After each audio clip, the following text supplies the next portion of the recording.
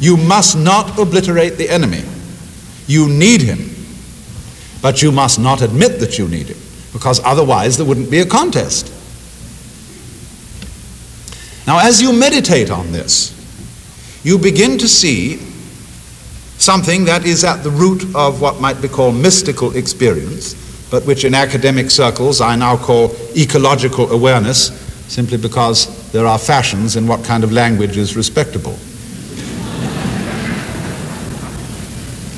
You realize that you can't, just as you couldn't have bees without flowers, really a bee flower is a single organism, because it's so totally interdependent, just as much as your head is dependent on your stomach and vice versa.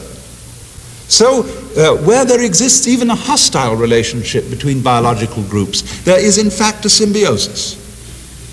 And you begin to understand the joke that you know who you are, and you know what all your virtues are, only because of somebody else's vices.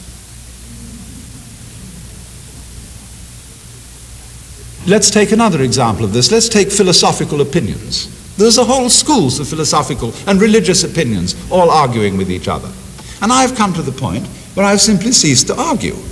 I mean, I'll argue for the fun of it, just because I do enjoy a good argument. But actually, I wouldn't know what I thought unless somebody existed to disagree with me. I couldn't possibly formulate a point of view unless I could formulate it in contrast to some other point of view.